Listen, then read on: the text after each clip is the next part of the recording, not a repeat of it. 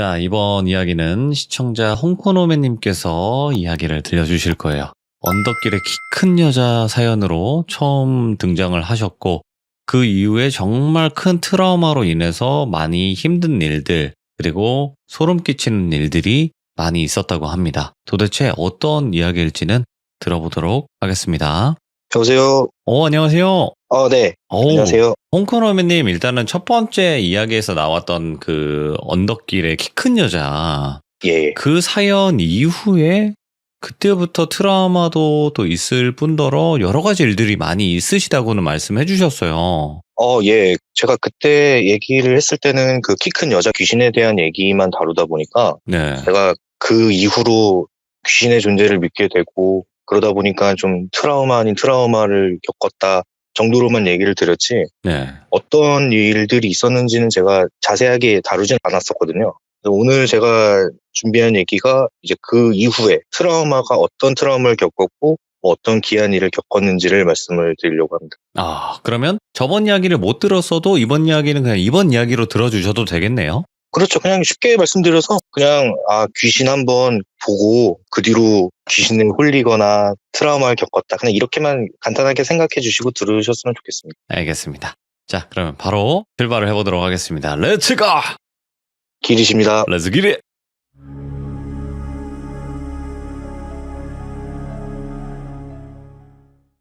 일단 아까도 말씀드렸다시피 제가 그 키 큰 여자에 대한 얘기는 지금으로부터 14년 전 2008년 고등학교 2학년 때 제가 겨울 12월쯤에 겪었던 얘기였어요.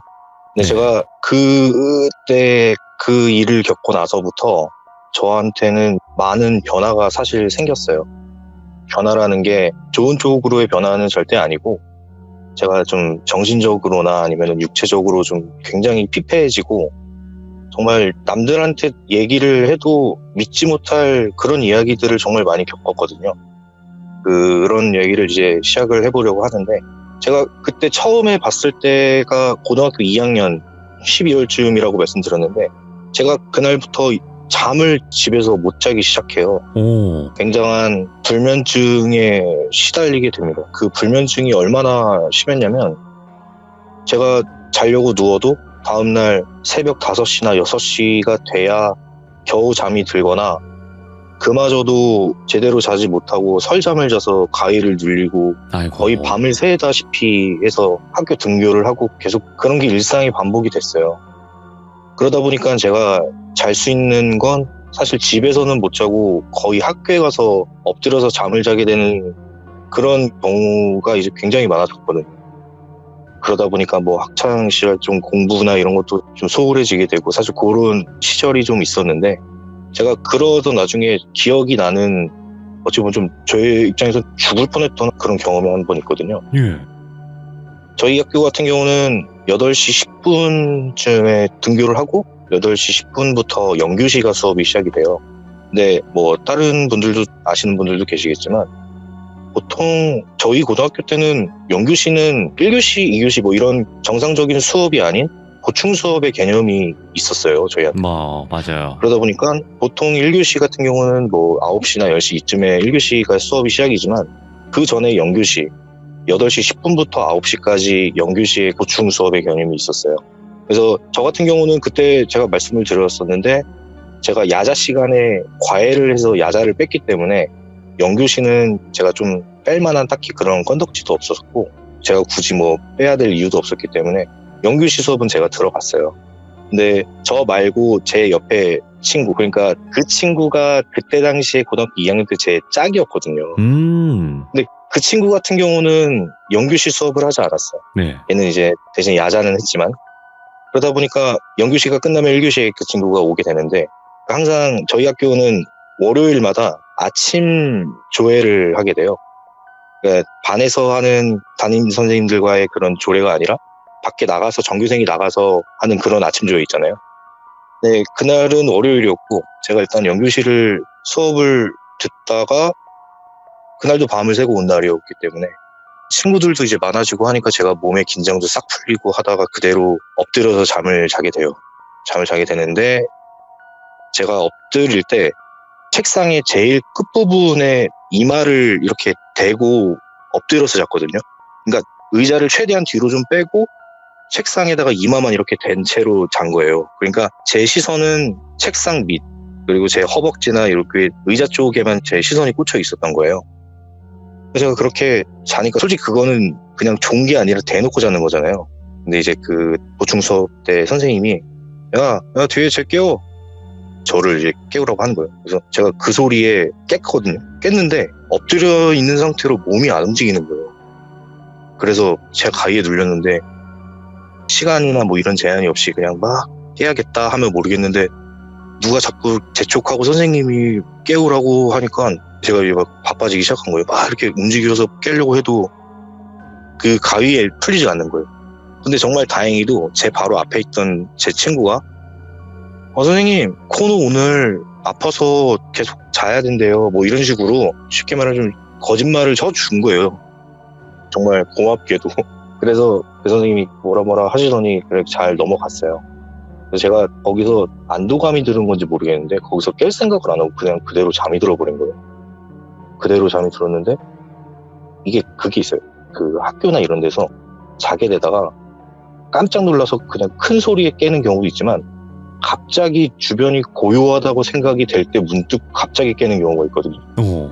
근데 제가 자다가 갑자기 그 조용한 느낌이 딱 들어서 깼는데 역시나 가위에 눌린 채로 그대로 엎드린 자세로 그대로 몸이 안 움직인 채로 깼어요. 깼는데 이제는 좀 조용하니까 사람이 없나 하고 깨려고 하고 있는데 뒤쪽 문에서 누가 이렇게 오는 소리가 들려요. 네. 오더니 야, 너 조회 시간인데 안 나가냐? 제 짝꿍이 온 거예요. 그 연규시 안 하고 1교시만 하는 친구가. 야, 너 조회 시간인데 안 나가냐? 근데 제가 이게 몸이 안 움직이니까 그 소리는 들었는데 대답은 하고 싶은 거 속으로 막 소리를 질렀어요. 야, 나 가위 눌렸어. 몸이 안 움직여. 아무리 소리를 지르고 싶어도 답답하고. 근데 이 친구가 뭐라고? 야, 나 가위 눌렸다고. 뭐? 가위? 뭔 가위는 뭔 가위야 하더니 옆으로 쓰고 오더니 제가 눈은 뜨고 있었거든요. 네. 눈은 뜨고 있었는데 제 허벅지 밑으로 책상 밑으로 고개를 쓱 내밀고 저를 이렇게 올려다보는 거예요.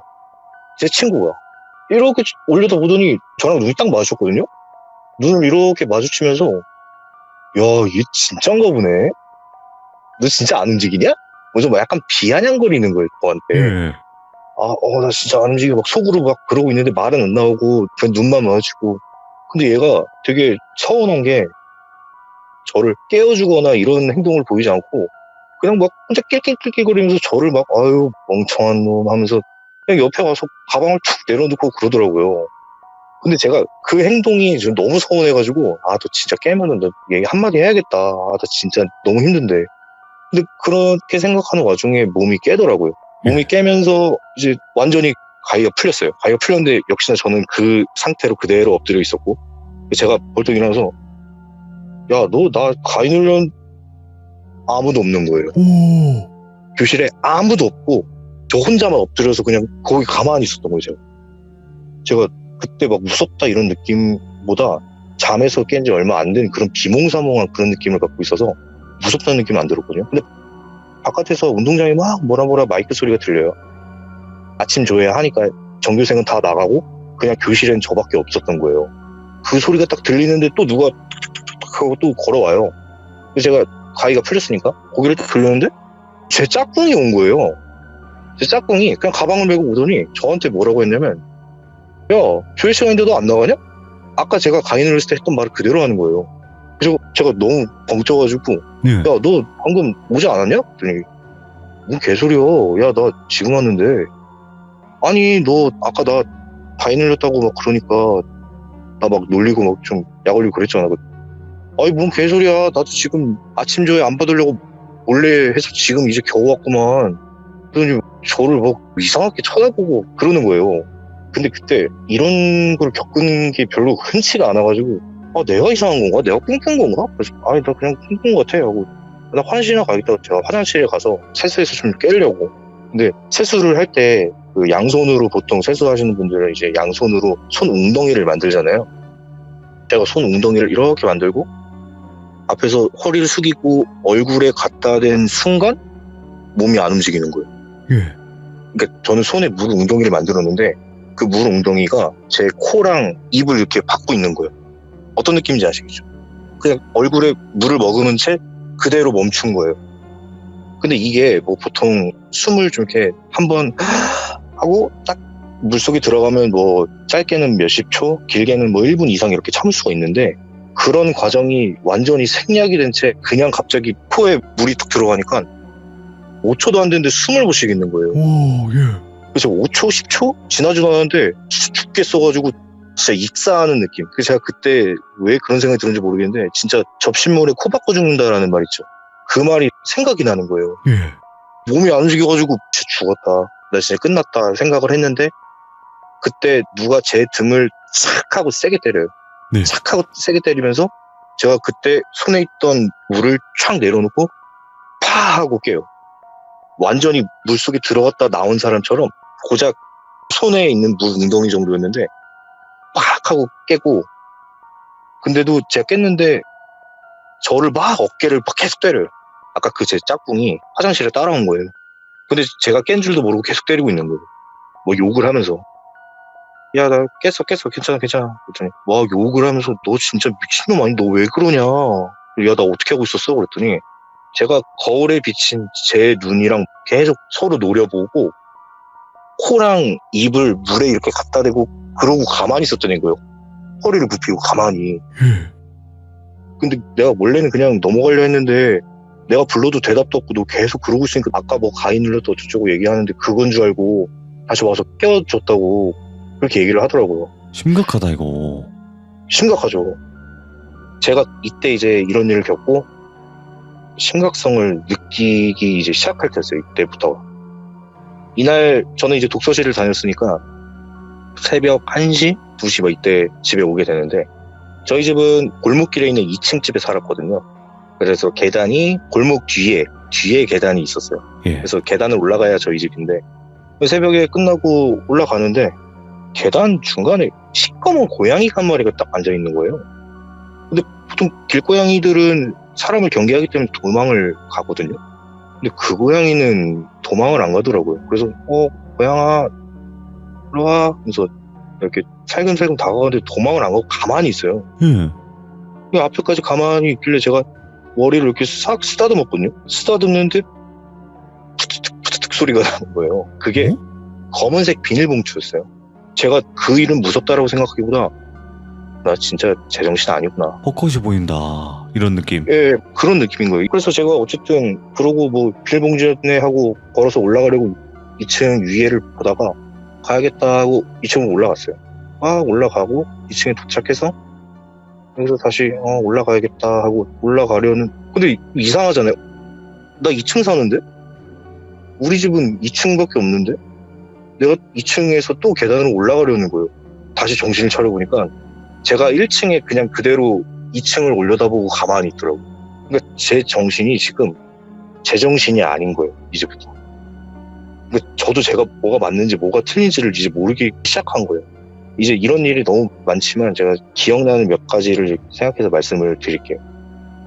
그러다가 또 어떤 일들이 있냐면 저희 집은 이제 좀 옛날 건물의 화장실이기 때문에 화장실 바깥에 있어요. 1층 완전 옛날 한 평도 안 되는 그런 푸세식이 화장실이었거든요. 그래서 화장실을 가려면 단단히 준비를 하고 가야 되는데 가서 조준을 하고 이제 밑을 내려다 보는데 그 순간 기억이 안 나는 거예요. 정신 차려보니까 제가 그 한 평도 안 되는 그 조그마한 푸세식 화장실에 그냥 대자로 뻗어서 누워있더라고요. 근데 이게 빈혈 증세에도 뭐 이런 비슷한 느낌이 있긴 한데 이건 빈혈 증세랑은 전혀 느낌이 달라요. 네. 저도 빈혈이 조금 있었긴 했지만 확실히 다릅니다, 이거는. 뭐 이런 것도 있고 제가 그때 당시에는 미성년자였으니까 운전을 아직 못했을 때였고 할머니 댁이랑 저희 집이랑 거리는 1시간 거리인데 제가 이제 뒷자리에 가족들이랑 자 이제 할머니 댁 가자 하고 차를 타고 제가 창문 밖을 이렇게 보고 있는데 갑자기 다 왔다 이러는 거예요. 네? 출발하자마자 이제 가야지 하고 창문 보는데 1시간 거리를 도착을 해 있는 거예요. 그거 저도 뭔지 모르겠어요. 이게 제가 이 얘기를 준비하면서 느낀 게 단순히 가위의 느낌보다 왜 최면 걸리는 약간 그런 느낌 있잖아요. 어디 한 곳을 좀 응시하다가 저도 모르게 정신을 잃어버리는? 예. 그러니까 이게 제가 슬슬 이제 심리적으로 굉장히 불안한 상태가 있다 보니까 제가 이때부터 다리를 엄청 떨고 그다음에 손톱을 엄청 뜯기 시작해요. 아, 이게 제가 돌비님한테 사진을 보여드렸었는데 지금 제가 보낸 사진은 그때 당시에 손톱이 아니라 지금 현재 상태예요. 이거 한 일주일 전인가 찍은 거고요. 그러니까 이거는 굉장히 많이 나아진 건데 아직도 저는 그때처럼 막 정신적으로 막 문제가 있거나 이런 건 아니지만 그 버릇이 그대로 남아있어요. 진짜 그런 시기였습니다. 정말 손톱을 뜯으면서도 수업 시간에 손톱을 막 뜯는 것도 모르고 저는 이제 선생님 수업 들으니까 선생님이랑 아이 컨택 하면서 이렇게 보고 있는데 갑자기 옆에 있는 친구가 저를 확 때려요, 어깨를. 그래서 딱 정신을 차려보면 제가 그냥 손톱을 막 뜯는데 손톱만 뜯는 게 아니라 손톱 위에 살까지 건드려요, 제가. 근데 피가 막 철철 나는데도 그냥 멍 때리고 이렇게 뜯고 있는 거예요. 그래서 이제 걔가 그런 모습을 보면서 저를 이렇게 옆에서 좀 봐주기 시작을 하는데 그 친구도 학생이고 그 친구도 잠이 많은 친구다 보니까 항상 저를 옆에서 봐줄 수가 없어요. 약간 요거는 조금 혐오스러운 얘기일 수 있는데요. 근데 엄마가 예전에 예전 어르신들 손톱 관리한다고 커터칼 같은 걸로 이렇게 손톱 하얀 부분 긁어내거나 매니큐어한 거 이거 아세톤을 안 주고 이렇게 칼로 슥슥슥 긁는 거 있잖아요. 제가 그거를 비슷하게 따라 했었는데 그게 그렇게 따라하는 게 아니라 이런 느낌이라고 생각하시면 될 것 같아요. 그냥 연필을 칼로 깎는 거였어요. 헐. 연필을 칼로 깎는 것처럼 제 손톱을 칼로 깎고 있어요, 이렇게. 이거 심각하다, 진짜. 제 손톱. 그리고 제가 정신을 차려보면 너무 아파서 손톱을 막 부여잡고 눈물이 날 정도로 너무 쓰레고 너무 아픈 거예요. 제가 이런 식으로 굉장한 트라우마가 이제 생긴 거죠. 트라우마라면 트라우마고 정신적으로 문제가 있다면 정신적인 문제가 생긴 거예요. 제가 이렇게 정신적으로 피폐해지고 하다 보니까 티를 안 내려고 최대한 노력을 해도 결국은 티가 나더라고요. 안 되죠. 처음에는 친구들한테 나다가 결국은 부모님도 이제 눈치를 채게 됩니다. 당시에 제가 이제 고3이 되고 그때 초여름, 사실 제가 그렇게 지내고 5, 6개월을 숨겼어요. 근데 숨길 수가 있는 이유는 같이 살긴 했지만 그때 뭐 공부한다 하고 뭐 맨날 연교시 아침에 일찍 갔다가 새벽에 부모님 주무시는 시간에 들어오고 이러니까 그렇게 막 잘 볼 수 있는 기회가 흔치는 않았어요. 그리고 또 고3이니까 공부해라 하고 뭐 어디 가족여행이나 놀러가는 이런 것도 많이 없었기 때문에 그렇게 제 얼굴을 이렇게 많이 보고 대화할 시간이 딱히 없었죠. 근데 제가 확실하게 이제 완전히 피폐해졌다고 부모님 느낀 건 제가 그 5개월, 6개월 동안 몸무게가 10kg가 빠졌어요. 근데 이게 운동을 해서 다이어트로 빠진 게 아니라 그냥 힘들어서. 그냥 스트레스 받고 힘들어서. 예. 그래서 그냥 빠지더라고요, 몸무게가. 그러니까 이제 부모님이 뒤늦게 저의 몸 상태를 알아보시고 무슨 일이냐 물어봐도 저 귀신 봤습니다 이런 얘기 절대 안 했어요.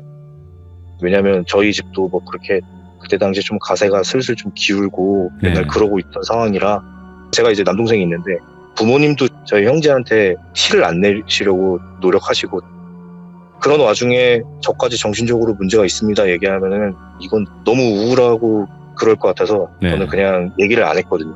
근데 그러다가 이제 어느 날 아버지가 저를 불러요. 불러서 야 코노야 엄마랑 좀 얘기를 해봤는데 스트레스도 풀 겸 너 노래방 가는 거 좋아하잖아. 제가 이제 홍코노맨이 노래방 혼자 가는 거 좋아한다고 해서 홍코노맨인데 아, 예. 야 너 노래방 가는 거 좋아하잖아. 근데 돈도 좀 그렇고 그냥 여기 우리 2층 건물에 안 쓰는 방 있지? 그 방 노래방으로 좀 개조해가지고 거기서 노래 좀 할 테니까 좀 스트레스도 풀고 그렇게 하자. 이렇게 된 거예요. 근데 사실 제 방이 제가 사진을 보여드렸는데 그 청소 전에 사진 보여드리면 그 침대가 있잖아요. 침대가 있으면 침대 옆에 벽이 있어요. 근데 그 벽이 사실 그냥 벽이 아니라 가벽이에요. 가벽. 그러니까 원래는 나무로 만들어진 옆으로 미는 미닫이 문이 있었는데 거기를 나무 판자를 대고 그냥 도배를 해서 그냥 벽처럼 만들어 놓은 거예요. 사실은 겨울에 되면 거기에 찬바람도 좀 들어오고 그렇기는 했지만 그 맞은편에 조그마한 제 방의 한 절반 정도 되는 크기의 방이 하나 있는데 제가 이 얘기는 얼마 전에 들은 얘기인데 거기에 원래 사람이 살았다고 그러더라고요. 오? 예?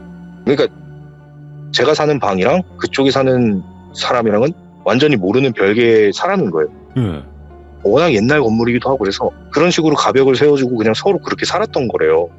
이거는 제가 얼마 전에 들은 얘기고, 그래서 그 방을 저희가 이제 어떻게 해가지고 그거를 저희가 노래방으로 좀 이렇게 쓰자가 이제 저희 아버지 의견이었던 거예요. 그래서 아무튼 뭐 노는 방을 노래방으로 좀 활용한다니까 뭐 저한테 너무 좋았고, 그래서 이제 청소하고 이제 하자. 그래서 저희 아버지는 중고 노래방 기계를 하나 가지고 오시고, 근데 그날이 노래방 기계를 넣기 하루 전날이었거든요. 전날에 처음으로 문을 열고 그 안을 들여다봤던 날인데, 문도 막 옛날 나무 문이라서 삐걱삐걱해요. 막 열지도 않고 쫙 하고 열었는데 안에 일단 먼지는 많이 쌓여있고, 진짜 창문 하나 없는 그냥 방이에요.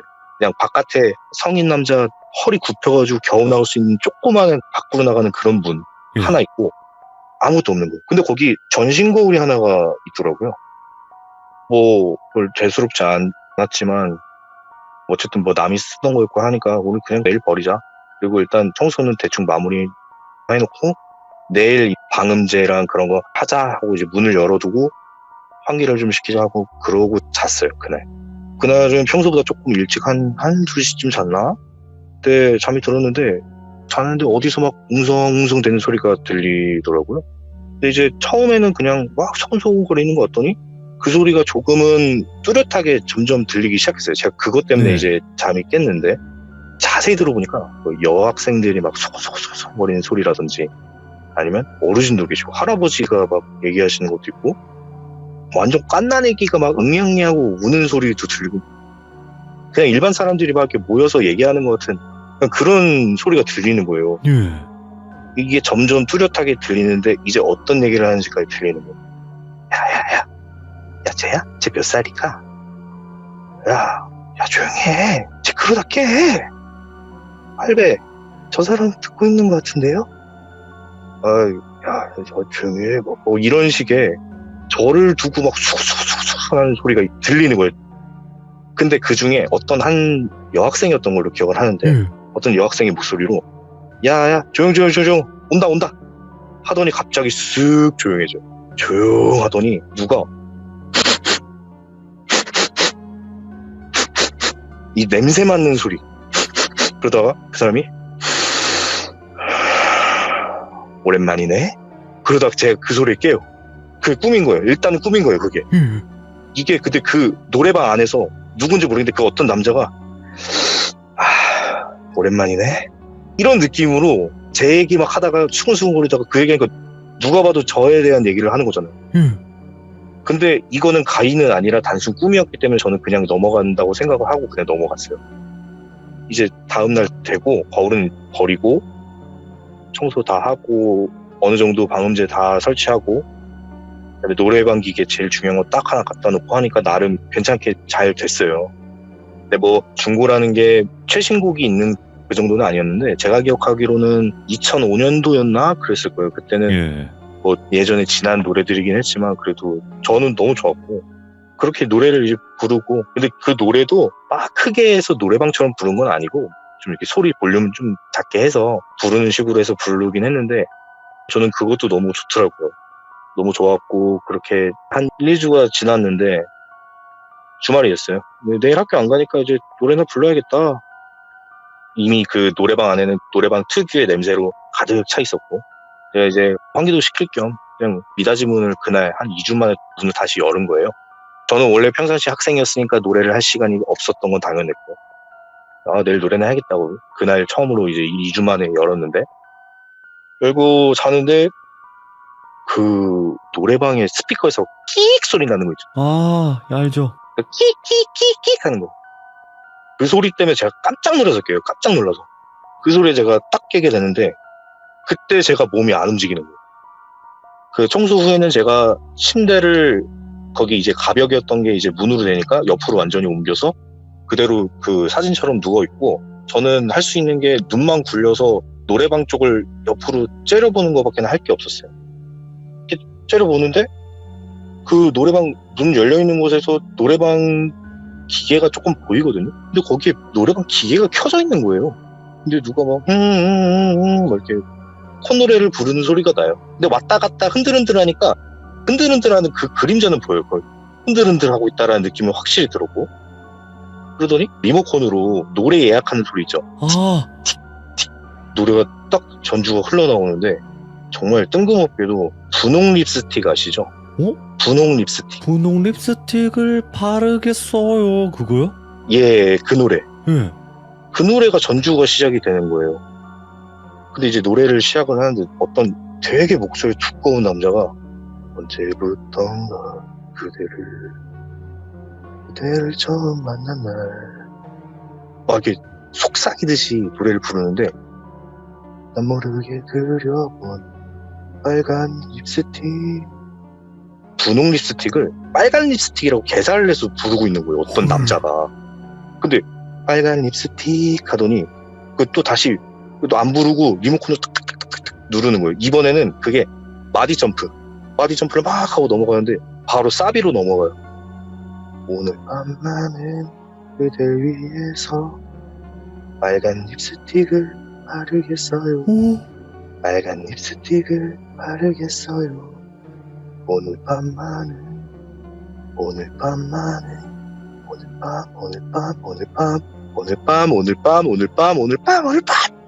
소리를 빽 질러. 오늘 밤! 제가 그 소리가 너무 시끄러워서 다시 눈을 탁 감습니다. 제가 몸이 잔뜩 움츠러진 상태로 악 하고 제가 몸을 움츠리고 눈을 딱 감았어요. 주먹을 꽉 쥐고. 근데 다시 노래도 안 나오고 조용해요.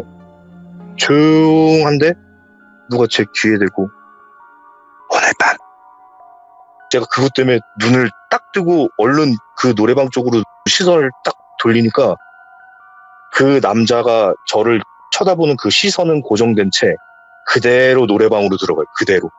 저를 쳐다보면서 그대로 들어가요. 근데 그 얼굴이 어떻게 생겼냐면 얼굴이 각진 육각형 턱이었어요. 확실히. 예. 각진 육각형 턱에 그리고 눈은 동그란데 제가 그 느낌을 받았어요. 왜 애니메이션 중에 토마스와 친구들이라고 알죠. 그 기차 애니메이션 있잖아요. 예.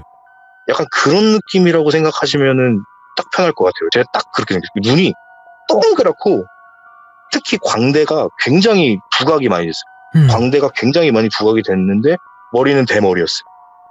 근데 그 상태로 이렇게 들어가는데 저는 그거보다 더 무서웠던 게 사실 입 때문에 그래요. 입이 윗 이빨로 아랫입술을 그 이빨도 듬성듬성 뾰족뾰족하게 났거든요. 아랫입술을 꽉 깨물어가지고 아랫입술에서 피가 나는 거예요. 와. 근데 그 사람이 저를 보면서 들어갈 때 그냥 들어간 게 아니라 저를 쳐다보면서 한 손가락으로 그 밑에 피를 자기 입술을 이렇게 빨갛게 칠하면서 들어갔어요. 근데 이게 그냥 처녀 귀신이나 보통 그런 귀신들이 여자 귀신들이 입술이 빨간 경우가 많잖아요.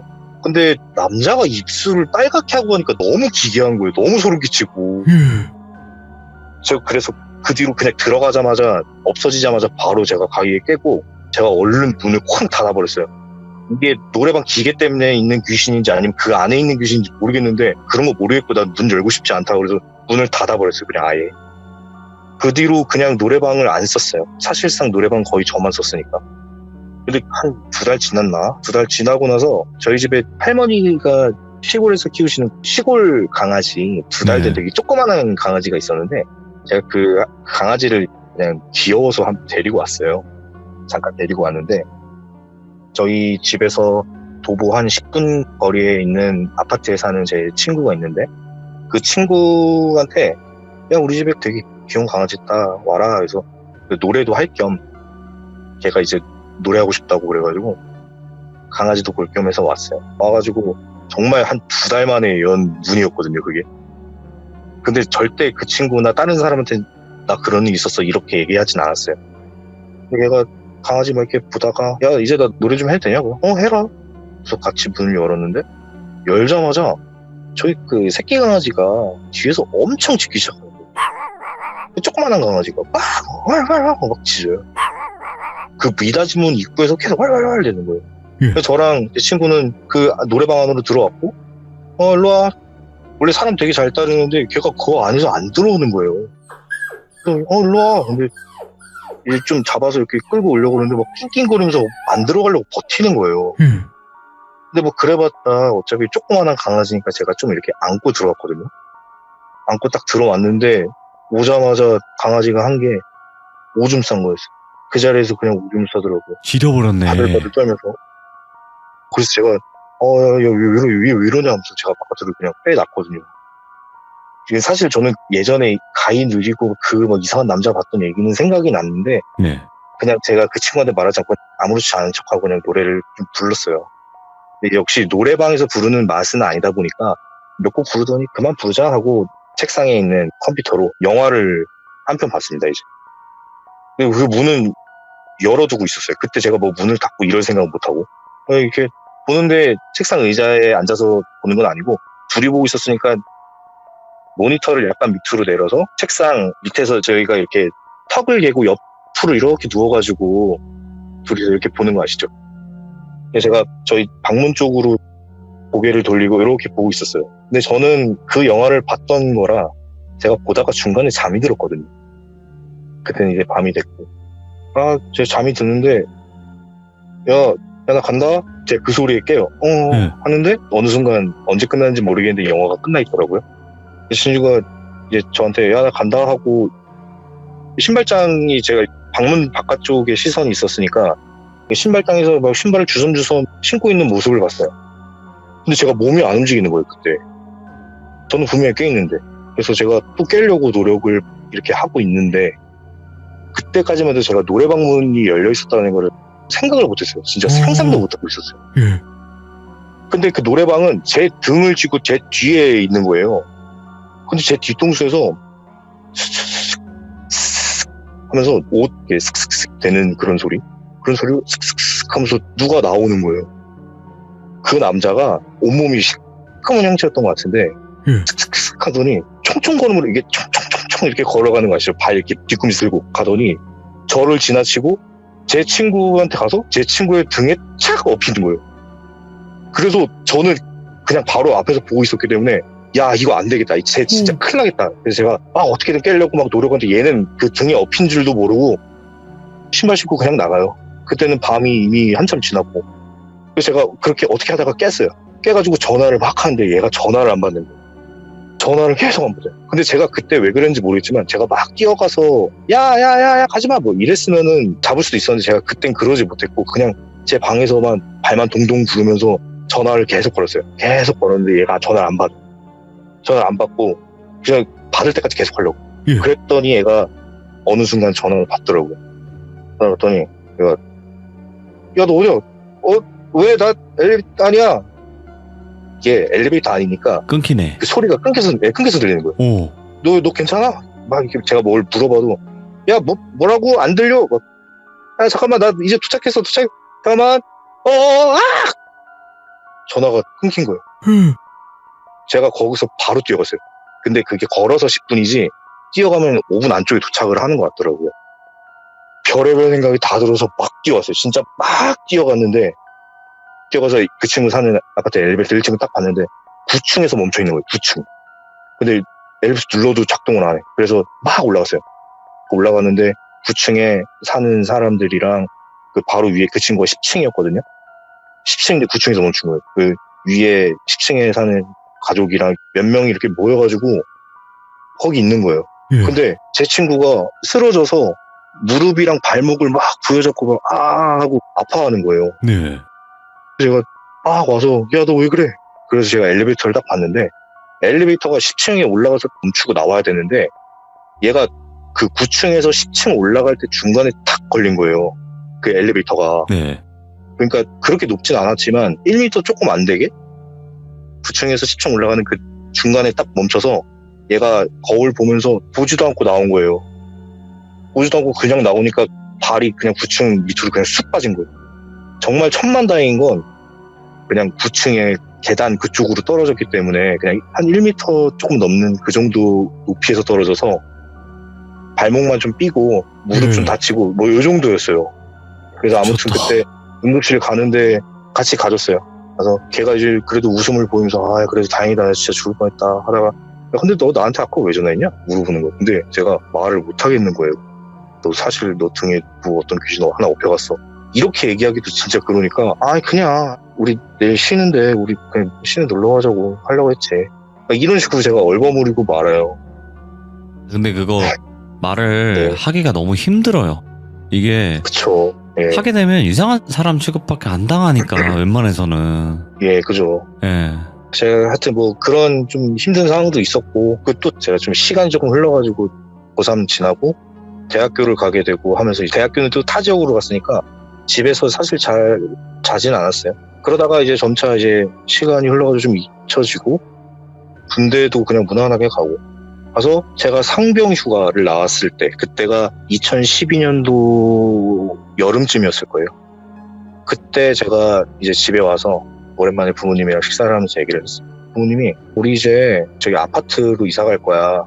그래서 알겠다고 좋겠네 뭐 그렇게 얘기를 하다가 그날 제가 상병휴가 9박 10일을 그렇게 보내고 마지막 복귀 전날에 제가 친구들을 오랜만에 만나서 좀 술을 좀 많이 마셔요.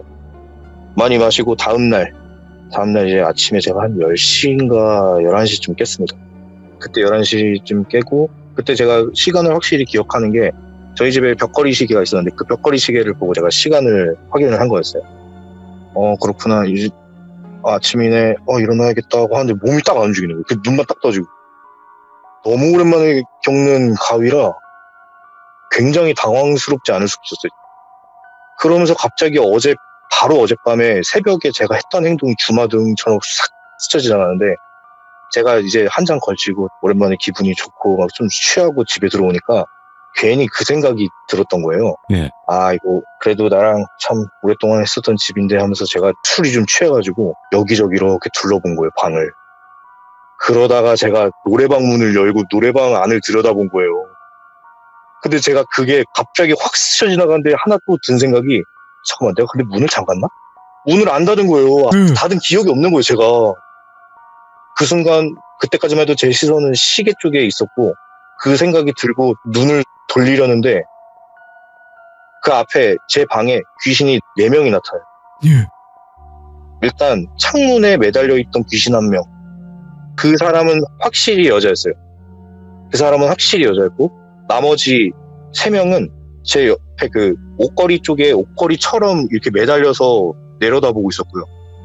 그리고 옷장 쪽에 옆에 1명은 그냥 가만히 있어서 저를 보고 있었고 그리고 마지막 1명은 책상에 그 의자에 앉아서 저를 이렇게 보고 있는데 저를 보는 느낌은 토마스와 친구들. 근데 그게 정말 그림처럼 미동도 없고 그냥 눈은 동그랗게 뜨고 무표정으로 가만히 보고 있어요. 움직이지도 않아요. 가만히 보고 있어요. 제가 이게 맨날 그런 일을 겪다가 그걸 보면은 덜 당황하겠지만 너무 오랜만에 보니까 이게 순간 소름과 그 무서움이 주체가 안 돼서 제가 눈을 꽉 감아버렸어요. 꽉 감고 제가 안 나오는 소리를 막 지르기 시작해요. 엄마! 아빠! 엄마! 아빠! 막 소리를 속으로 막 지르는데 이게 소리가 잘 안 나오잖아요. 그러다가 갑자기 아빠! 하고 소리가 확 나왔어요. 소리가 확 나오니까 제 아버지가 옆방에서 무슨 일이야? 하면서 오는 소리가 들려요. 저는 그때 눈을 뜨지 못하고 있는 상태였어요. 아빠가 뭐야 무슨 일이야? 왜 그래?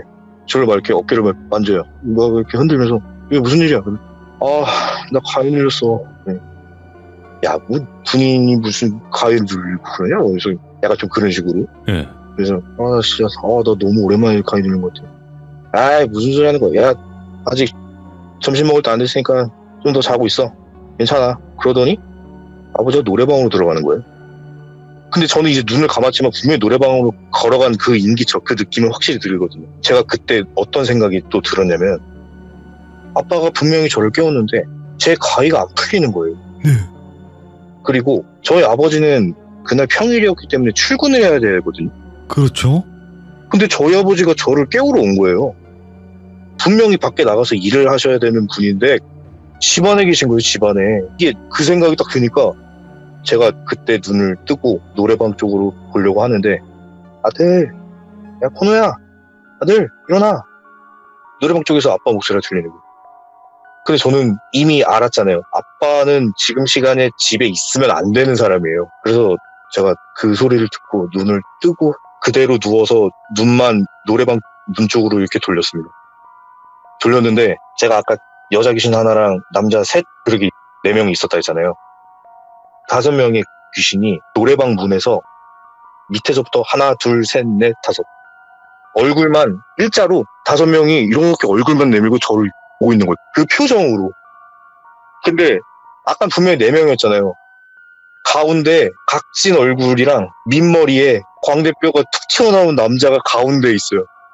근데 다른 4명은 그냥 무표정이고 그 남자만 웃으면서 아들 일어나.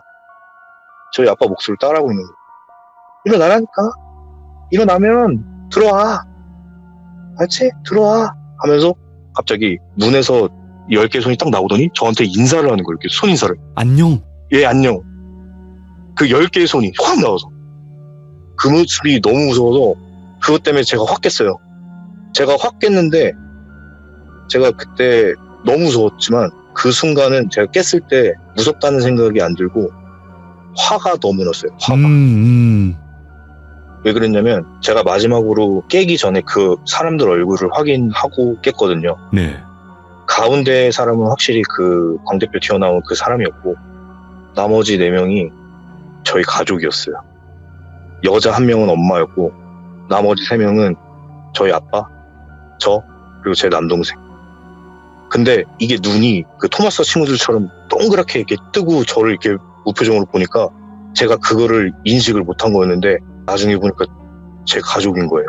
그래서 제가 그때는 하고 일어난 게 아니라 그냥 조용히 일어나서 노래방 문 앞으로 가서 가래침을 퇴 하고 있는 힘껏 세게 탁 뱉었어요. 그러고 나서 문을 조용히 닫았습니다. 그때 제가 그런 행동을 한 건 어쩌면 제가 좀 그동안에 저를 힘들게 하고 너무 진짜 괴롭게 만들었던 그 귀신들 그리고 그런 일들에 대한 소심한 복수라고 해야 될까요? 저는 그런 행동을 하고 그 뒤로는 이제 무사히 복귀해서 제대하니까 이미 아파트로 이사를 하고 그 집 가는 악연은 이제 거기서 끝나게 돼요. 사실상 그렇게 이제 제가 원래 준비했던 얘기는 끝이 나거든요. 근데 제가 얼마 전에 저희 어머니랑 솔직하게 한번 말을 해봤어요. 네. 나 사실 내가 좀 몸 많이 왜소하고 그랬잖아. 그때 가위도 많이 눌리고 귀신도 좀 봤어. 근데 이제 제가 이렇게 얘기를 좀 솔직하게 얘기를 했는데 제가 예상했던 그런 엄마의 반응은 우리 아들 힘들었겠네 내지는 야, 뭐 귀신이 어디 있다고 뭐 그런 것 때문에 그러니 이런 걸 예상했거든요. 정말 뜬금없게 엄마가 갑자기 두 손으로 자기 입을 탁 가리세요. 어머 너도 봤니? 야, 엄마가 그때 얼마나 무서운지 알아? 너 대학교 가고 나서 내가 어떤 남자애가 맨날 나 찾아와가지고 목 졸라 죽이려고 그러고 맨날 괴롭혀가지고 내가 얼마나 무서웠는데 그래서 내가 이 아파트로 이사 가자고 했던 거 아니야 이러시는 거예요. 근데 그 얘기 듣는데 소름이 확 끼치는 거예요. 아니 엄마 언제부터 봤다고요? 너 대학교 가고 나서 너 이제 집에 없으니까 엄마는 그냥 타 지역에서 잘 살고 있나 그거 걱정돼서 그런 거 생각하면서 몸이 좀 허해지고 걱정이 많이 돼서 생긴 그런 불안 증세였다고 생각을 했대요. 근데 제 얘기를 듣고 그게 아니라 엄마가 그렇게 놀라신 거예요. 그래서 엄마 근데 혹시 어떻게 생겼는지 기억나? 그랬더니 몸은 되게 시꺼멓던 것 같은데 그러면 얼굴 기억나냐고. 얼굴 어떻게 생겼더라?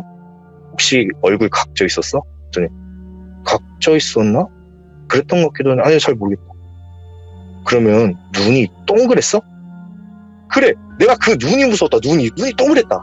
마지막으로 그 사람 대머리에 광대뼈 유난히 튀어나왔지. 맞아. 어머 너도 그 남자 봤니? 이러면서 막 그러시는 거예요.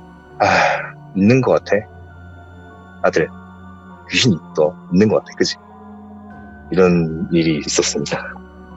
와, 좀 정리를 해보자면 예. 일단은 어머니께서 너무 시달리셔가지고 너무 힘든 상태인 건 맞는데 그나마 홍코노맨님을 이해해줄 수 있는 가족이 생기신 거네요? 예, 맞아요. 제가 그 얘기를 하고 나서 어머니가 그때 이제 좀 더 추가적인 얘기를 좀 하자면 엄마가 뭐 예전에 어렸을 때 몇십 년 전에 할머니를 봤는데 그 할머니가 사람이 아닌 것 같다는 그런 얘기를 하면서 엄마가 이제 저랑 똑같은 생각을 그때 당시 제가 키 큰 여자 귀신을 보고 느꼈던 그 감정 그대로 말씀하시더라고요. 있는 것 같아. 이렇게 얘기하시더라고요. 그럼 네, 어머님께서도 좀 애써 네. 외면을 하셨었나 보다. 그 귀신이라는 존재를 보셨어도 안 보신 척 좀 그런 식으로. 그렇죠. 그러셨더라고요. 저도 몰랐는데 저도 나중에 알았습니다. 그 얘기. 그러니까 홍코노미님이 그런 좀 느끼시거나 이런 게 있지. 이걸 느꼈다라고 말하기는 저는 잘 모르겠지만 저는 정말 이 어찌 보면은 제가 누군가에게 좀 교훈을 주거나 뭐 저를 좀 도와준다는 뭐 그런 귀신 얘기도 아니고 그냥 단순히 그런 일들에 시달렸던 얘기들 그냥 생 귀신 얘기를 저는 해드린 거예요. 저는 귀신에 대한 사실 그런 긍정적인 부분은 아직은 제가 느끼지는 못했습니다. 이게 누구나 겪을 수 있고요. 누구나 이런 일들을 얘기할 수 있어요. 근데 들어보지 못한 형태와 들어보지 못한 말이나 들어보지 못한 행동들이 나오잖아요. 이게 홍코노메님만의 이야기인 거예요. 여러분들이 홍코노메님 첫 번째 편을 못 들어서 그런데 지금 이 두 번째도 그렇지만 첫 번째 편은 더 심할 수도 있어요. 정말 이분은 소름 끼치게 잘 표현을 해주시고 있는 그대로를 말씀을 해주신단 말이에요. 이게 쉽지가 않죠. 왜냐면 그 봤던 걸 그대로 이미지화해서 보여주는 게 가장 좋은 건데 그걸 못하니까. 그래서 이제 그거를 표현을 하시면서 이제 말로 해주시는 건데 정말 간접적으로나마 같은 상황에 있었던 것 같이 잘 들었고, 그리고 좀 더 얘기를 한번 나눠보자면 홍코노메님이 가위에 서서 눌리시거나 갑자기 그냥 잠을 자는 상황이 아닌데도 눌려버리잖아요. 예, 그죠. 네, 근데 저는 그거를 그렇게 또 생각을 해요. 그러니까 너무 강력한 귀신이 왔을 때는 그런 게 아닐까? 그 생각도 하면서 한편으로는 빙의도 없진 않았을 것 같아요. 이 얘기를 제가 다른 사람들한테 나 가위 많이 눌렸던 사람이 이렇게 자랑을 하거나 이런 얘기를 많이 하지는 않아서 네. 저에 대한 어떤 그런 얘기를 좀 들은 적이 사실 없어요. 그래서 그게 좀 아쉽고 제가 오늘 이후로는 한번 제 주변 지인들한테 한번 얘기를 해보려고 하고요. 사실 제가 오늘 처음에 말씀드리려도 못한 건데 저 지금 여기 차 안에서 전화 받고 있거든요. 아이고. 예. 근데 제가 지금 차를 어디에 주차했냐면 제가 예전에 살던 그 집 앞에다 주차했어요, 지금. 왜요? 저 스스로 한번 깨보고 싶어서요. 이 무서움이나 이 옛날에 있었던 일들을 그대로 한번 깨보고 싶어서 저는 지금 바로 앞에 주차를 했는데 여기가 좀 많이 변했네요. 옛날에는 그냥 주택 골목이었는데 큰 건물 한 4층, 5층짜리 되는 건물로 들어서고 지금은 그냥 그때 그랬지라는 생각으로 여기 한번 와봤습니다. 그러니까 가위에서 눌려서 귀신을 보는 사람들은 정말 많아요. 그쵸? 그것까지는 충분히 공감도 할 수 있으면서 이해도 할 수 있어요. 왜냐면 저도 가위 눌려서 귀신 본 적이 있으니까. 근데 중요한 거는 아까 중간중간 기억이 안 난다거나 이랬을 때는 빙의가 되었을 수 있는 확률이 높아요. 그게 병명으로 기면증이라든지 뭐 빈혈이라든지 이런 게 아니라면 그런 가능성이 크거든요. 왜냐면 내가 아니었기 때문에 기억을 못하는 경우가 있거든요. 그럴 수도 있겠네요. 예, 그럴 가능성이 있겠네요. 근데 지금은 뭐 그런 건 없으신 거죠? 그때는 너무나 좀 약해져 있는 상태기도 하고 그러니까. 그렇죠. 그때는 사실 저는 요즘 창피한 얘기긴 한데 그때 저는 귀신을 보고 이런 거 불면증도 힘들었지만 가장 힘들었던 게 변비였어요. 그때. 정말 그 일주일 동안 화장실 못 가는 그 공포는 저 이루 말할 수가 없습니다. 아니 안 가는 건 그러려니 하는데 이제 안 가다가 신호 왔을 때는 이제 아픔을 겪어야 되잖아요. 그쵸. 그 아픈데도 이게 하도 참는 게 버릇이 되다 보니까 막상 긴급한 상황이 와도 시원하게 안 나오더라고요. 네, 좀 더러운 얘기긴 했지만 정말 저는 그것도 힘들었습니다. 진짜 그것. 이거는 누구나 공감할 수 있는 이야기였어요. 현실 공포죠. 네. 네, 맞아요. 현실 공포 맞아요. 근데 저희 또 귀족님들이 가끔씩 이슬만 먹고 이제 그런 생리 현상이 없다고 하시는 분들이 계세요. 외계인 같은 분들이 계신데 뭐 그분들 빼고는 공감하시겠죠, 뭐. 네네. 알겠습니다. 자, 오늘 홍코노메님 정말 누군가에게는 정말 힘들었던 얘기고, 그리고 이 얘기를 하기까지는 정말 오랜 시간이 걸렸을 거라고 저는 당연히 생각을 해요. 왜냐? 사람들은 사회에서는 이런 이야기를 믿지 않아요. 냉정하게. 그럼에도 불구하고 용기 내서 또 저희 방송에서 이야기 들려주셔서 감사드리고, 앞으로 또 수많은 일들이 있었겠지만 또 천천히 이야기 들려주시면 좋을 것 같습니다. 감사합니다. 네, 감사합니다. 수고하세요. 네, 고맙습니다. 네. 와, 이런 일들 진짜 있고요. 이런 일들로 고통받는 분들 계세요. 근데 홍코노메님이 왜 이번 이야기로 이렇게까지 고통을 받으셨냐?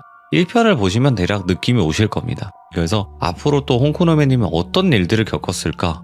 정말 또 무서워하면서 기대해 볼 수 있는 그런 이야기가 아니었나 생각을 해보게 되네요. 시청해주신 모든 분들 감사드립니다. 고맙습니다.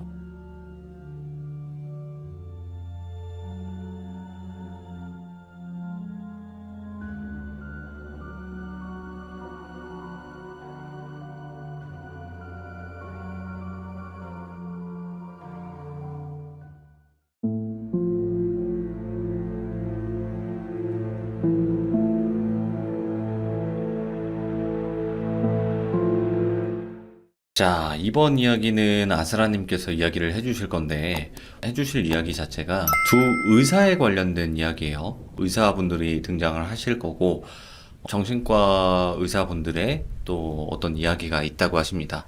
어떤 이야기일지는 바로 한번 들어보도록 할게요.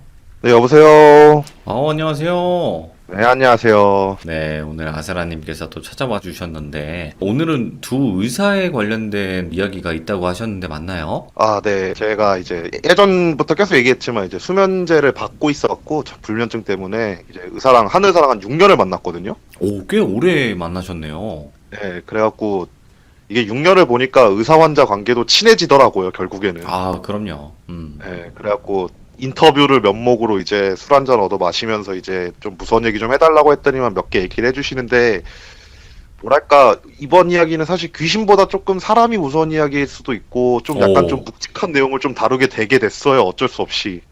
알겠습니다. 도대체 어떤 얘기길래 또 어떻게 하다가 또 들으신 얘기니까 바로 한번 들어보도록 하겠습니다. 렛츠가! 기리십니다. 렛츠 기릿!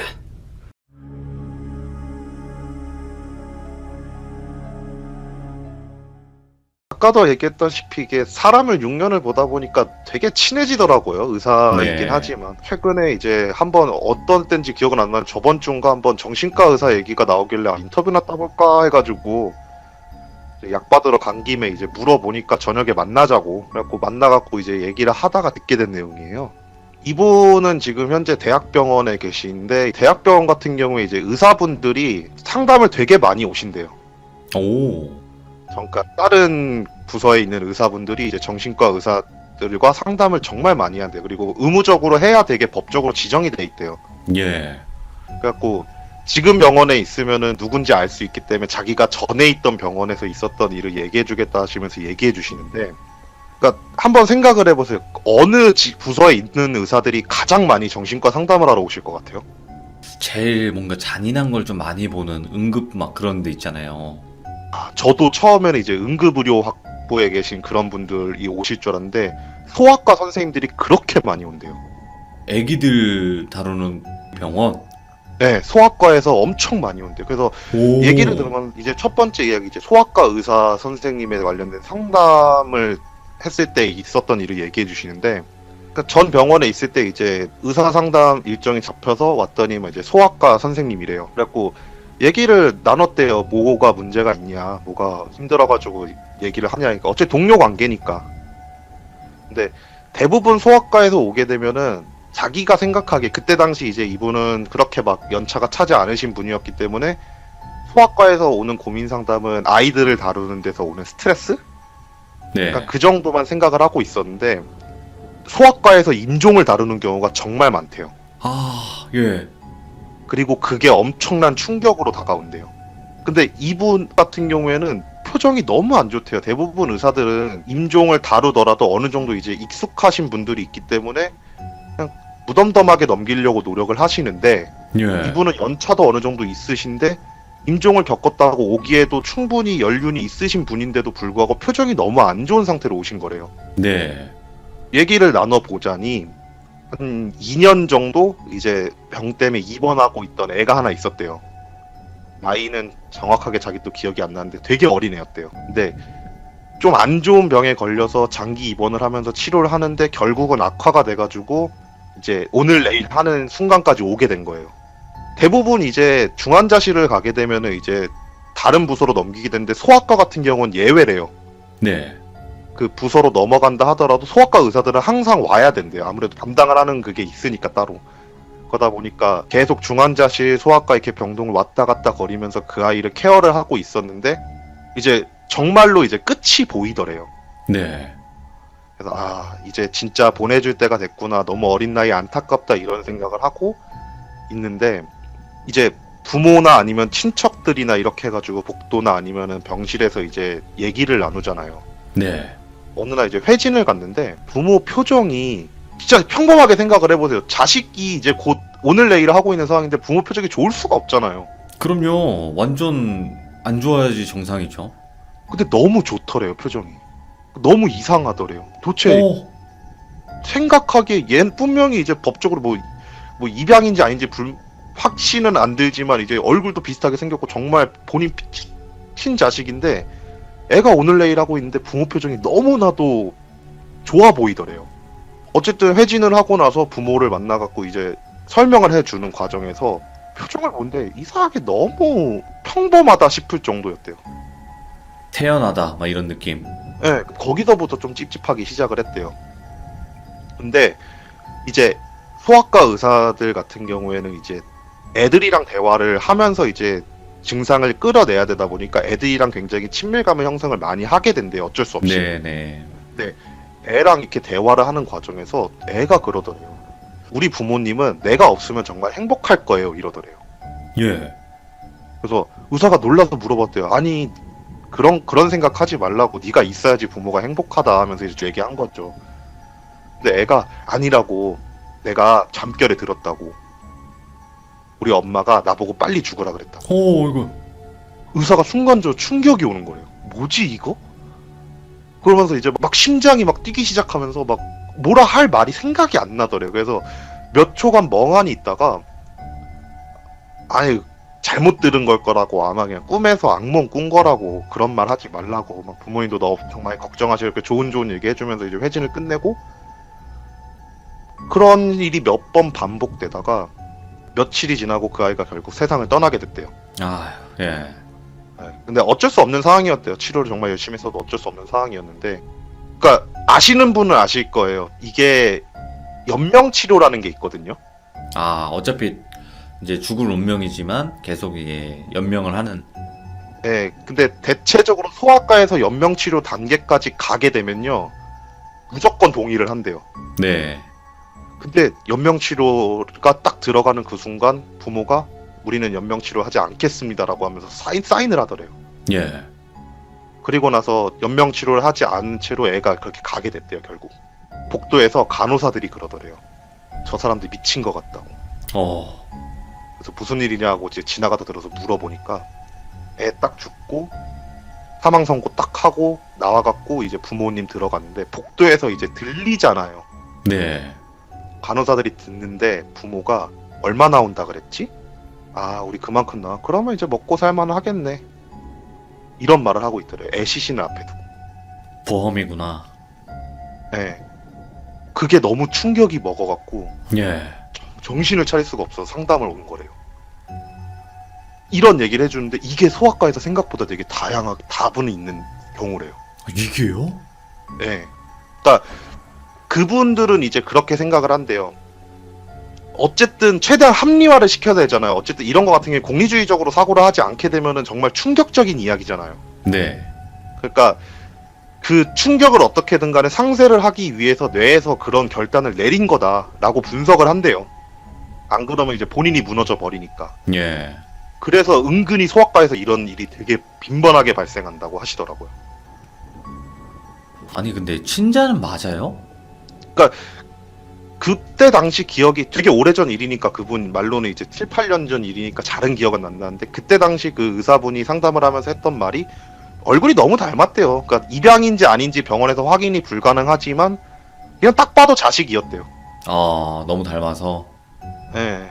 그냥 딱 봐도 아, 얘는 이 사람 딸이구나, 이 사람 아들이구나가 딱 보이는 사람들 있잖아요. 딱 그런 사람이었대요.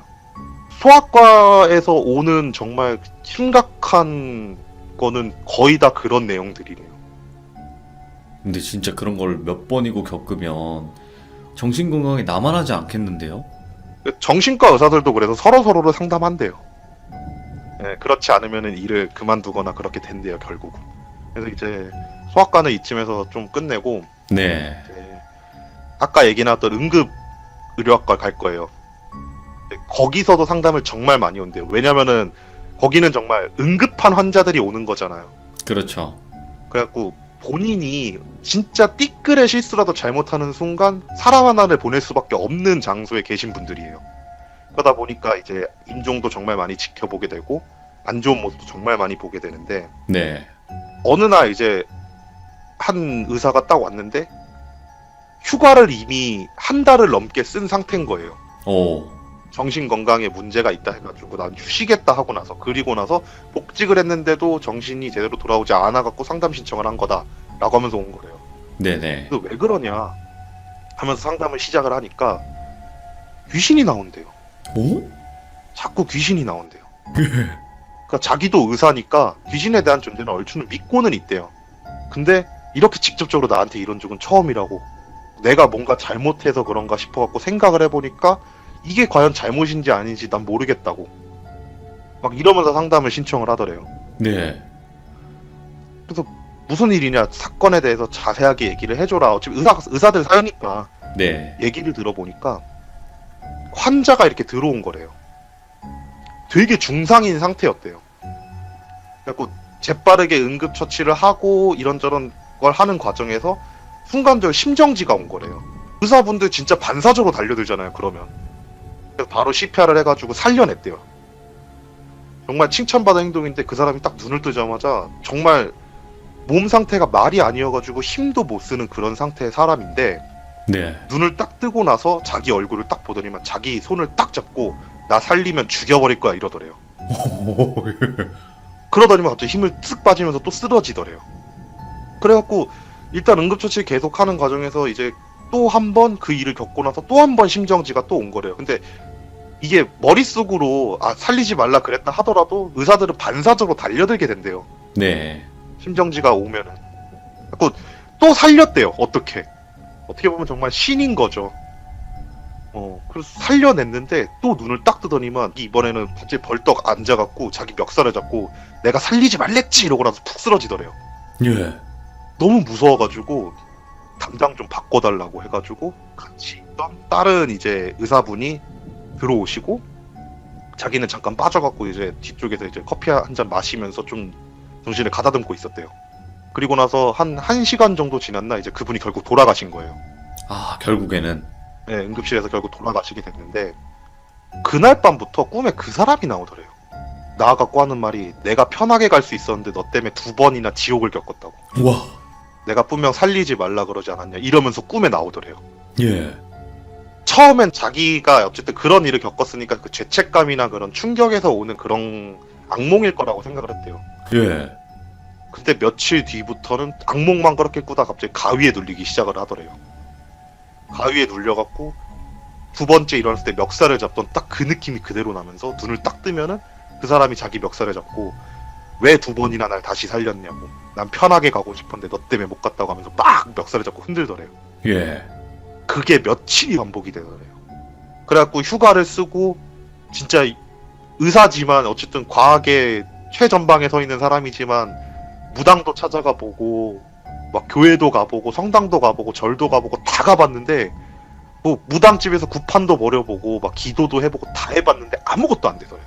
네. 그러다가 결국 휴가 날짜가 끝나게 되고 다시 복귀를 했는데 병원에 딱 도착을 하니까 자기 뒤를 졸졸 쫓아다니더래요. 그러면서 계속 그러더래요. 얘도 살릴 거야? 야, 얘도 죽고 싶었는데 그냥 죽게 놔둬. 야, 얘는 이미 늦었네. 달려들어서 뭐해. 그냥 어차피 죽을 거. 이런 얘기를 자기 귀에서 막 속삭이더래요. 너무 스트레스로 다가오고 무섭더래요. 이분 생각에는 나는 내 할 일 다 한 거고 남들한테 칭찬받을 일이었는데 내가 이것 때문에 이렇게까지 고통받아야 되나 싶더래요. 예. 결국 상담까지 오게 된 건데 이거 답을 내려줄 수가 없는 거예요. 정신과적으로 봤을 때는 그냥 환각이래요. 그 이상의 진단을 내릴 수가 없대요. 스트레스성 환각으로밖에 진단을 내릴 수가 없는 상태인 거래요. 예. 그래서 약 처방해주고 이제 상담 치료 계속해서 병행해 나가자라고 얘기를 한 다음에 보냈는데 며칠 후에 그때 그 담당을 바꿨던 응급 그 학부에 있는 의사가 자기한테 오더래요. 오. 얘기를 들었으니까 이제 누군지 알잖아요. 그래갖고 아 대충 그거랑 관련된 건가 보다 싶어갖고 자세히 듣기 시작을 하는데 그 얘기를 똑같이 하더래요. 처음에 이런 일이 있어갖고 내가 바꿔서 그 사람한테 들어갔다 라고 얘기를 하는데 그 후에 얘기를 듣는 거예요. 어떻게 된 거냐 물어보니까 그렇게 자기가 다시 들어가고 나니까 사람이 조금 정신을 차리고 있더래요. 네. 그러면서 자기한테 그러더래요. 내가 만약에 죽을 것 같으면 날 살리지 말아달라고. 난 이 거지 같은 세상에서 더 이상 살기 싫어서 이렇게 된 거니까 날 살리면은 날 살린 사람을 끝까지 저주하겠어 라고 하더래요. 그리고 나서 심정지가 다시 오게 됐는데 결국 이제 CPR이나 그런 거 다 시도를 해봤지만 결국은 이제 숨을 멎으신 거래요. 아. 그리고 나서 자기는 별일이 없었대요. 근데 그때 앞에 들어갔던 그 동료가 너무 힘들어하면서 휴가까지 쓰고 나서 결국 복귀를 해서 너무 안 좋아 보이는데 네. 복귀를 하고 나서 그 귀신이 자기한테도 보이더래요. 그러면서 그 의사 뒤를 쫓아다니면서 그런 말을 하는 게 들리더래요. 근데 자기한테는 자기를 딱 쳐다보면은 그 귀신이 보더니만 야 고마웠어 이러면서 쓱 가더래요. 거기에. 같이 겪고 있는 거예요 둘이. 결국 마찬가지로 이제 말했잖아요. 정신과에서는 스트레스성 환각밖에 안 된다고. 약 처분해주고 상담치료 병행했는데 그 두 분은 그만두셨대요 결국이. 아, 의사 일을요? 네. 이 병원이라는 곳이 귀신이 진짜 많잖아요.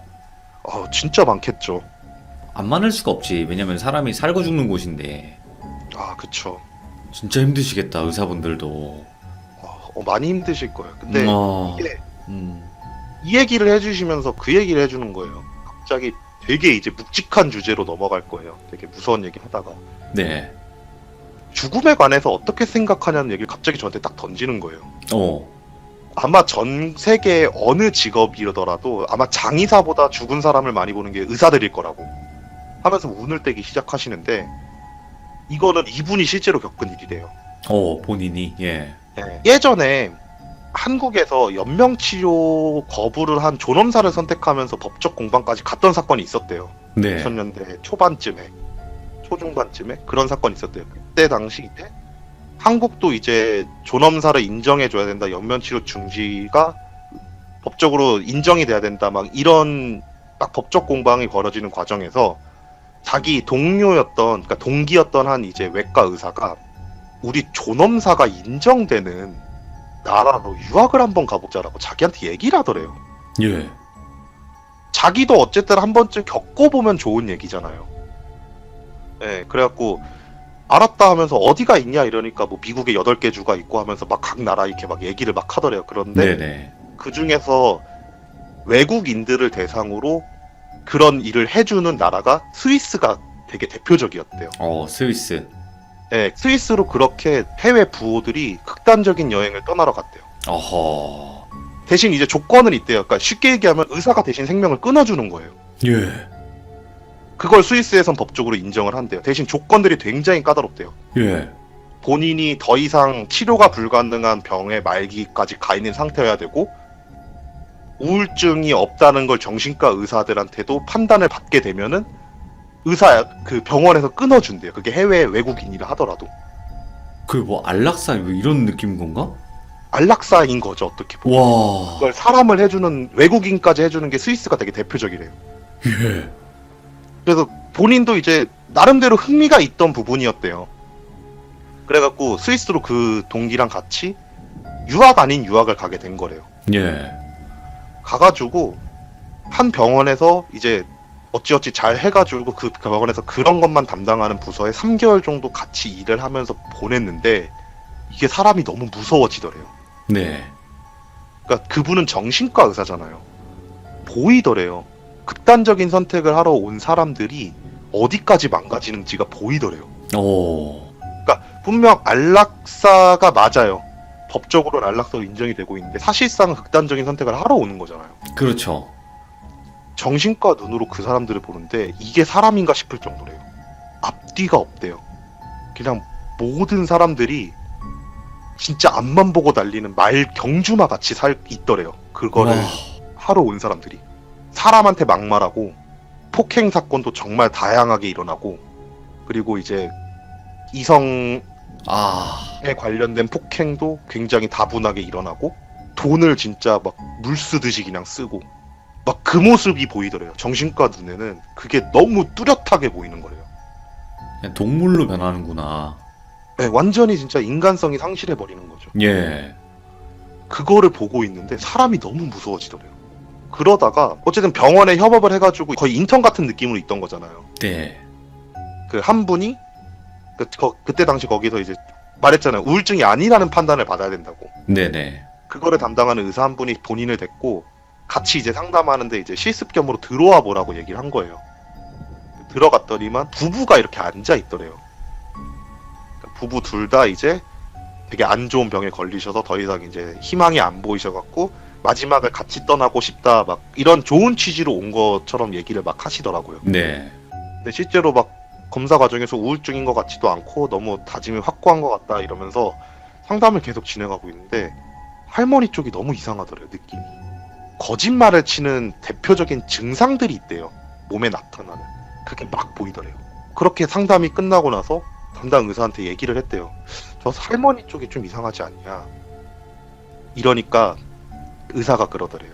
할머니 쪽은 안락사 신청 안 했다고. 저거 할아버지 속이고 할아버지 먼저 보내는 거라고. 와, 우리 되게 많아 그런 일 이러더래요. 오, 소름 돋아, 예. 이런 사람들이 정말 너무 많더래요.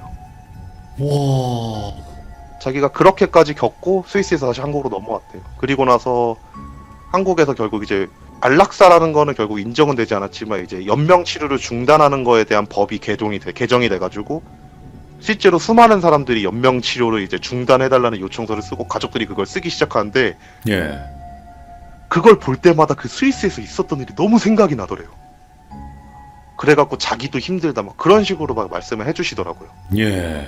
정말 수많은 얘기를 듣고 왔어요. 되게 깊은 생각을 하게 되는 얘기였어요. 과연 사람이 죽음 앞에서 어디까지 인간성을 상실할 수 있을까부터. 예. 정말 좀 무거운 얘기죠. 이번 어떻게 보게 되면 무서우면서도. 우리가 항상 이런 귀신 얘기를 하든 공포 얘기를 할 때 귀신보다 사람이 무섭다고 하잖아요. 네, 그쵸. 그냥 이런 면 때문에 그런 것 같아요. 제가 봤을 때도 상상을 못 하잖아요, 우리가. 이럴 거라는. 네, 그러니까 본인도 그럴 거라 상상을 못했던 거죠. 왜냐면 기본적으로 본인이 생각했던 안락사를 원하는 사람들의 인상은 정말 더 이상 고통받기 싫다 약간 이런 거일 거라 생각을 했대요. 네. 근데 꼭 그렇지만도 않더라고 얘기를 하시더라고요. 그러면 정신과 의사분들도 상담을 받는다고 했는데 정신이 아프신 분들 뭐 여러 상대를 하실 텐데 그런 분들과 상담을 하다 보면 이제 본인의 정신도 조금씩 깨지는 거겠죠? 저는 어쨌든 정신병원을 되게 오래 다니다 보니까 정신과에 대해서 되게 관심을 가져서 좀 어느 정도 공부를 하면서 이분들 얘기도 듣고 느낀 건데 감정이라는 건 결국 전염이 된대요. 네. 그리고 의사들이 최대한 무감각하게 진료를 한다 하더라도 결국은 본인들도 조금씩 전염이 되기 시작을 한대요. 근데 그게 한 사람한테 오는 게 아니잖아요. 아마 여기서 정신과를 가보신 분은 아시겠지만 대학병원 기준으로 정신과 의사 선생님들이 하루에 상담하는 사람의 수가 생각보다 정말 많아요. 대부분 정신과 상담이라 생각하면 막 1시간, 2시간 막 상담 치료를 생각하시겠지만 실제로는 들어가서 의사는 듣기만 하고 환자들이 그냥 대화만 하고 나서 약 처방 받고 나오는데 이 시간이 10분에서 15분밖에 걸리지 않아요. 네. 그거를 6시간을 듣는다 생각해봐요. 하루에 몇 명을 만나겠어요. 예. 그러면서 조금씩 오염된대요. 감정이 계속해서. 그러면서 본인도 우울해지기 시작하고 막 그러는 타이밍이 오게 된대요. 이게 참 중요한 부분이 이 우울한 얘기를 들어준다는 거 그게 쉬운 건 아닐 거예요, 분명히. 아, 그쵸. 그게 어느 순간 나를 잡아먹고 있는다는 거를 나중에 깨달으시는 거겠죠, 아무래도. 결국 그렇게 해서 상담받고 막 그런 거죠. 실제로 저를 상담해주시는 이 선생님도 약을 먹고 계세요. 실제로도. 본인도. 저한테도 대놓고 얘기했고. 또 그러니까 또 더 잘 이해하실 수도 있겠네요. 이제 좀 저 어떻게 보면. 근데 환자분들. 그러면서 그 말 하더라고. 이해하면 안 된대요. 노력을 해줄 수는 있지만 이해를 해서는 안 된대요. 그게 정신과 의사래요. 그렇겠죠. 네. 참. 와, 근데 오늘 얘기가 진짜 좀 무겁다. 그러니까 생각을 좀 많이 하게 만드는 그런 이야기네요. 이야기 자체가. 네, 그쵸. 저 이거 술자리에서 술 마시면서 듣는데 술을 못 마시겠더라고요. 이게 가늠이 안 되잖아요. 그 일을 실제로 겪지 않은 사람들은. 아, 그쵸. 와, 근데 진짜로 좀 듣기 힘든 이야기 오늘 해주셨어요. 아사라님께서. 그러니까. 실제로 또 병원에 가서 지금 상담 받고 계시겠지만, 그런 와중에 또 그런 걸 물어본다는 것 자체가 또 쉬운 건 아니었을 텐데. 아니요, 아마 지금 시청을 하시는 분들 중에 저만큼 인터뷰를 잘 딸 수 있는 사람은 없을 거예요. 아유, 너무 그 직업병이야. 너무 감사드리고, 다음번에 또 다른 이야기로 찾아와 주시면 너무나 감사하겠습니다. 그리고 아스라님도, 너무 막 이렇게 힘든 일들보다도 진짜 행복하고 또 좋은 일들 좀 많이 일어났으면 좋겠어요. 네, 감사합니다. 항상 힘내시고요. 네, 감사합니다. 네, 감사합니다. 와, 근데 충격적이긴 하네요. 오늘 이야기가. 그러니까 대충 요렇겠지라고 했는데 막 이렇게 벗어난다거나. 그러니까 사람 속을 알 수 없다는 게 진짜 맞는 말인 것 같아요. 우리들은 같은 인간이고 사람이지만 사람 속은 알 수 없다. 그 말이 진짜 맞는 말인 것 같은 그런 이야기였습니다. 여러분들도 혹시나 이제 많이 힘드시거나 그러신 분들도 있겠지만 또 그런 힘든 분들을 상담하는 또 정신과 의사분들조차도 너무나 힘든 삶을 살고 계시다는 거 알고 계셨으면 좋겠고, 또 대한민국 또 의사분들 정말 좋은 일 하시는 거고 파이팅 하시길 바랍니다. 시청해주신 모든 분들 감사드립니다. 고맙습니다.